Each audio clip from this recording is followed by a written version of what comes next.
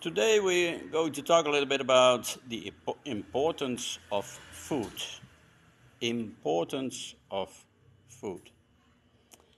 I mean, most people eat to pleasure themselves. It needs to be sweet, it needs to be greasy, a big pizza with a lot of cheese, etc. A lot of sweet stuff, and I love sweet.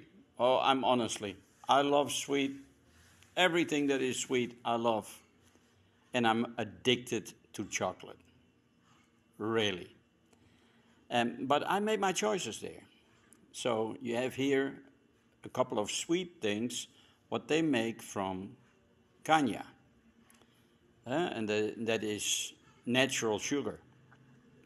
So when I want something sweet, I take some of those, simply because, okay, that's not harmful. It's not processed. It's not coming from a factory. Actually, all the food coming from the factory, forget it. Now, some people don't want to hear that.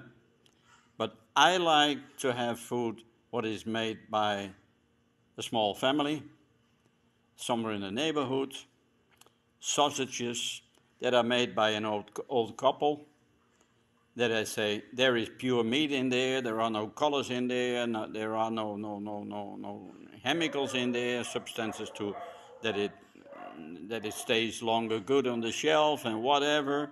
It's simply a natural product.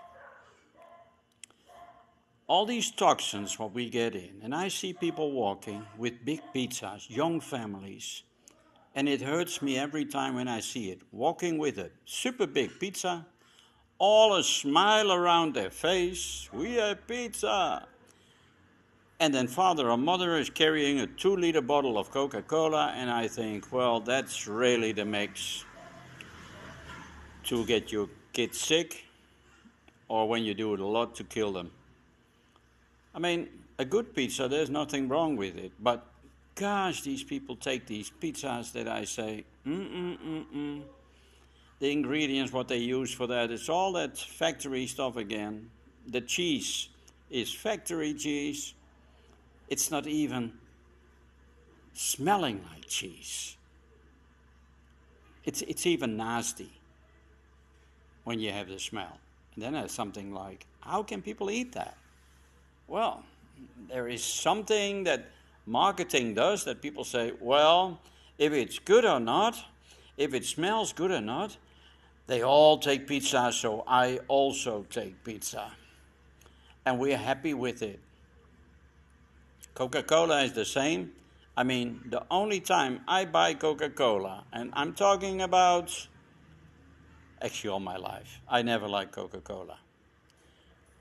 But the more I knew about it, the more I said, the only thing, when I have a trouble with the toilet, then I put a bottle of Coca-Cola in there. It's good for that, and there are a couple of more of those things like rusted screws and whatever, bolts. For that it's good, but to drink it, and now you hear even that they want to put nanoparticles in there. I mean, these factories, they are totally out of their mind. And people drink it. They drink that terrible stuff. That is something I don't understand, how people can drink poisonous drinks. How many dead people buy all these sports drinks, which have a lot of sugar and other things that young guys, they get so much energy in 5 minutes, they get heart attacks and whatever. How many died thanks to those drinks? Are they forbidden? No. But you invent something, and in a year 3 people die of it, it will be forbidden. But when it comes from these big multinationals, it's never forbidden. Coca-Cola should be forbidden 100 years ago. Yeah, you can use it as a medicine sometimes. When your stomach is upset, you can kill the bacteria in there. For sure, the good and the bad, everything dies. Besides, I never drink soda. I don't drink it. And that's simply, I don't like it. It's not good for you in many ways. So when I say like healthy food, forget the sodas, drink all naturals, and it's sometimes hard to get. You have really businesses when you say, can I have a natural drink?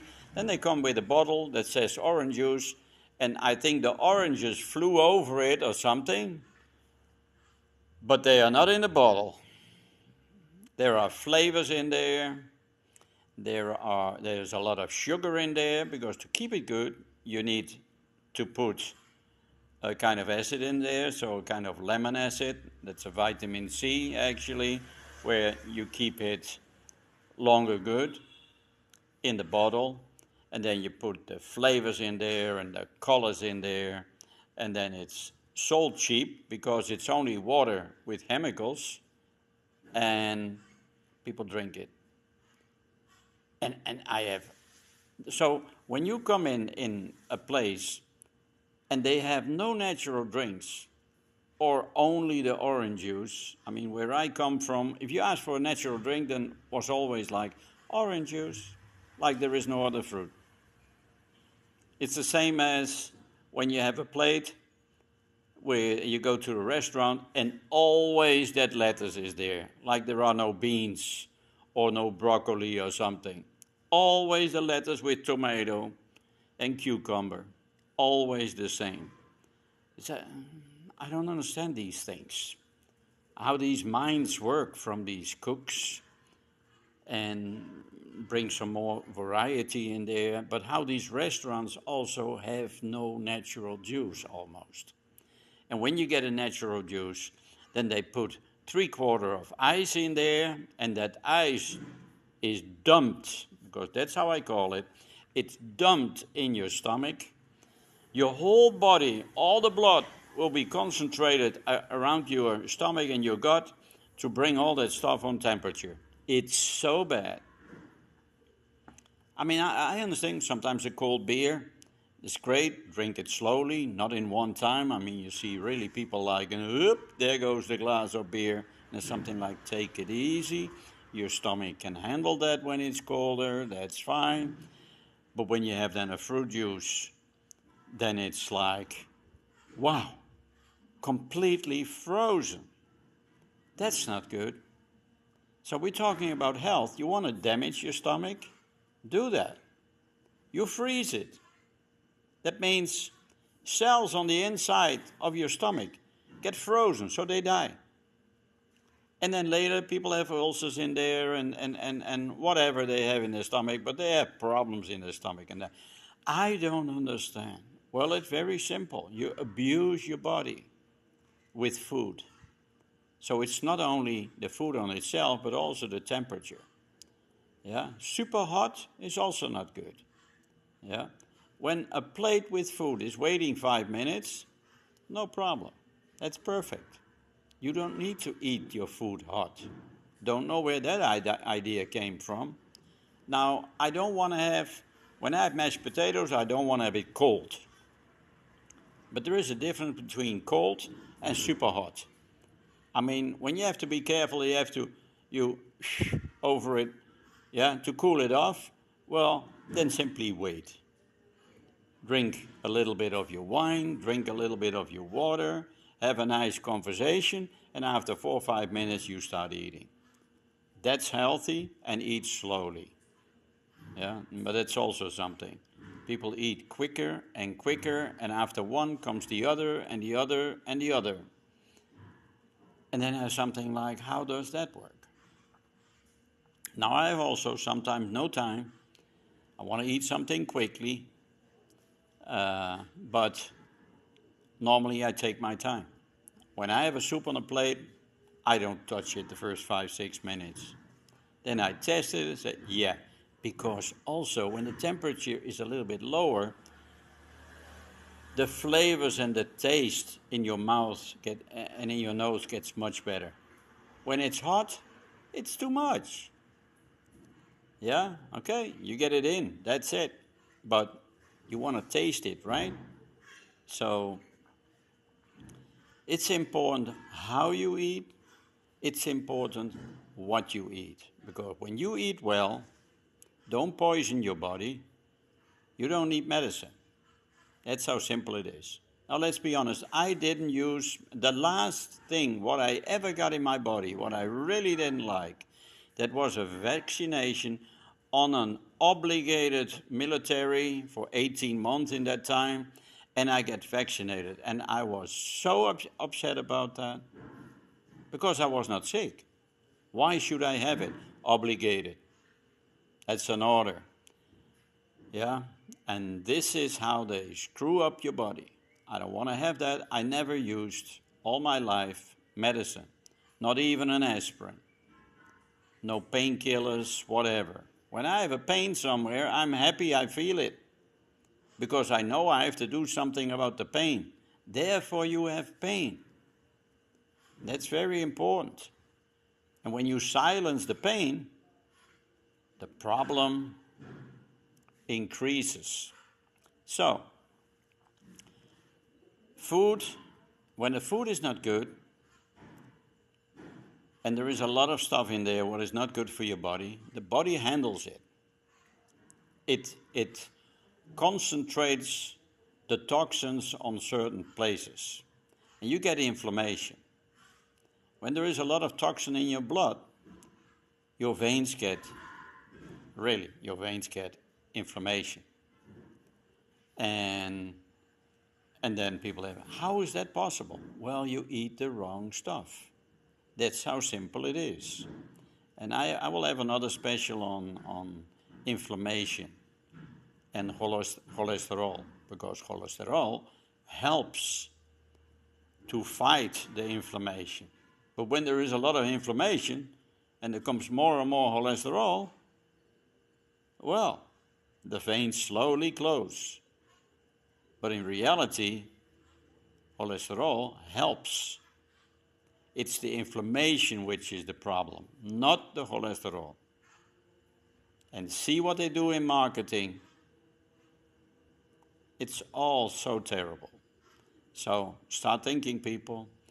All these toxins in your body, you can have fat bumps in your body. I think a lot of time these fat bumps isolate toxins. Toxins are in there. You can have other bumps. And there are more and more signals that there are two things in cancer. That is toxins in your body and, toxins and now I forgot. Parasites. Toxins and parasites.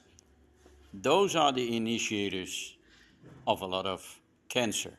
And the cancer cells grow there around the toxins, around the dirt from the parasites. And they isolate it. And when there is a lot of toxin, a lot of parasites, you get a lot of cancer, right? No. And now they want to do a biopsy to check it out. Well, that's the worst thing, because you damage the cancer, because you go with a needle in there, and then through the veins and the blood, it starts spreading all around. And then, hey, I had it in my head, and now I have it also in my gut. How is that possible? Yeah, how is that possible? So, toxins come in your body by food, sometimes by where people work and the materials they work with. And it's always chemicals. Farmers who throw a lot of, and with the machines, and they're in their cabin, it's better than 50 years ago, and the cabin has air conditioning and the whole thing, so these farmers have actually a good life, but the chemicals they spray, they can't be on the field a week, 2 weeks, because it's also dangerous. And otherwise, you get all these chemicals in. It comes on your skin. It goes through your skin, in your body, comes in the bloodstream, and, that goes very quickly, because on your skin, you have these very small veins. You know, when your face gets red by cold or by warm, that's these small blood veins. So that's right under the skin. So when you put something poisonous on your skin, like makeup and whatever, and it's poisonous, yeah, and not natural, these chemicals come in. And they are stored somewhere. So preventing sickness means you have to eat healthy. And healthy eating is not expensive. Yeah, when you go to these nutritionists and they tell you like, and now you have to eat avocado,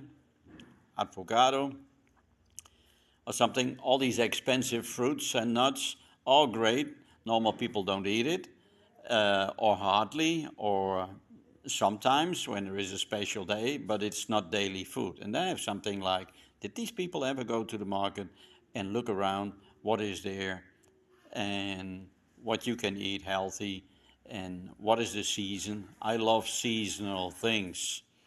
They try to stop that. They fly it in, they ship it in, and but the most natural thing is that you have seasonal food, because in the season it's also cheap. Yeah, I mean, where I live, you buy here 12 bananas for less than $1. Sometimes $60 cents, $50 cents, almost $1 is very rare. That means 40 Cordobas. That's very rare. 30 Cordobas is really the max. And when they are then very big, they charge 40. But you get almost double the weight. So that is good value when you pay that 40. It's seasonal fruit that is so healthy.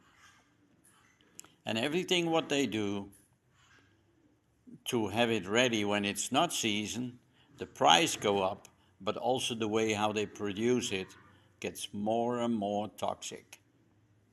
So also that, buy in the season. It's very important. Be careful with your food. Eat well. You don't need medicine.